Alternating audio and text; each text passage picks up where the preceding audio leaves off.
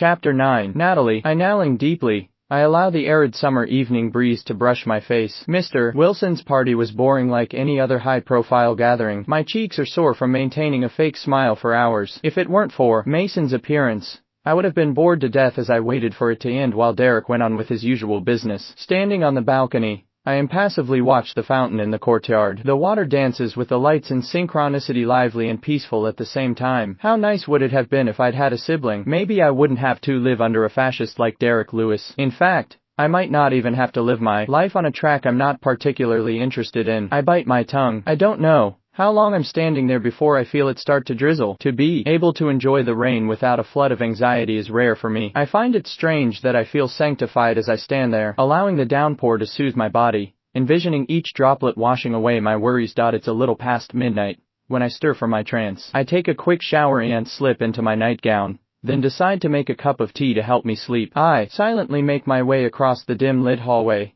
only to realize that the first floor is completely dark. I am not a scaredy cat, but I feel a surge of anxiety spring through me when I step off the grand staircase onto the cold tile floor. I press my hand to my chest, trying to calm my nerves. There couldn't possibly be a burglar. Derek has the place locked down with security. This villa is where I grew up, and I've always felt safe and at home. Why am I so sketched out? Has it become haunted over the years? I want to laugh at myself as I realize that my mind is getting the best of me. Before I can take another step, a tingle dances down my spine, and the hair on the nape of my neck stands needle straight. The silence is deafening, but I can feel someone's gaze holding me captive. I blink a few times to adjust my vision. The faint light coming through the large glass windows emanates through the living room, and I can barely make out the silhouette of a large figure seated on the couch. What the fuck? I shriek in surprise as the masculine form unveils before me. I clutch my chest to calm down and control my voice. It's Derek, looking as handsome and aloof as ever. He's still in the black suit he wore to the party. His features are vague, but with his slight movement,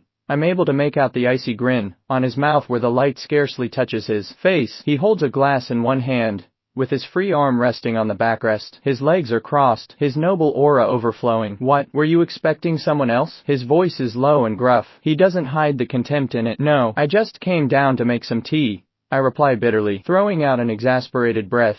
I march across the room past him, but halfway through I feel a strong grip on my wrist. What are you doing? I halt and turn to face his tall stature. Let me go. It hurts, I cry in protest. His grasp is rather tight. Why are you still awake? Aren't you tired from dancing and flirting with that bastard? I jump when he growls without the tiniest control in his voice. I don't understand where this is coming from, but it's clear he's mad. This is the second time he's raised his voice to me today. Why? Are you jealous now? Last I checked, you couldn't care less about what I do or whom I'm with. After all, I am just a liability that you have the responsibility to look after. I scorn the fact that he's humiliated me by using me and then throwing me away like trash over the past several weeks is more than enough to ignite the rage that I've tried to suppress. How dare he question me like a jealous husband? He scoffs. I'm swept up in a foreboding feeling of danger as his arm slowly wraps around my waist. I try to push him away in protest, but to no avail. My strength is nothing to him. The next thing I know, I'm pulled onto his lap, my back facing him, and I can't help but feel the heat creeping up my face as I realized how provocative our position is. My satin nightgown is barely covering my chest. It's the middle of the night, and I hadn't anticipated that anyone would still be downstairs. I don't move,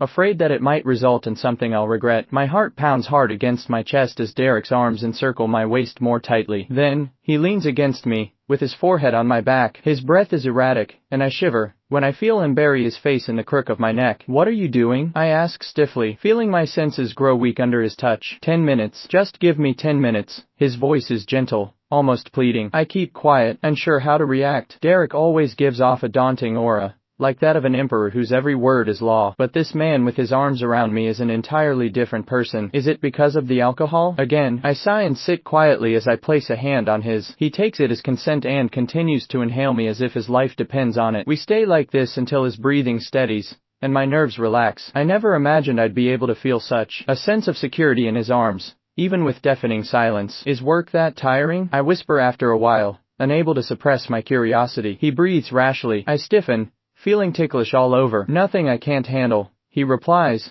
peacefully, softly. You should rest. He hums. I am resting. Derek, I hiss as his hands start lightly traveling up and down my arms. My heartbeat quickens again. When he stops, I breathe in relief, to which he replies with a groan of objection. I snicker. Did he just try to act cute with me? I missed you. I venture timidly. There's only silence in response. But then his arms tighten around me. A smile spreads across my lips as assurance and contentment fill me. Feeling relaxed and safe in his arms, I inhale his scent deeply. It doesn't take long before my eyelids grow heavy. I open my eyes to sunlight. It's morning and I'm in my own bed. Alarmed, I bolt upright and take inventory of myself. Everything is normal. I bite my lip when I feel my cheeks burning at the memory of Derek holding me like I'm his most prized possession. It had to have been a dream, or another regrettable moment of weakness that will only drive him farther away from me.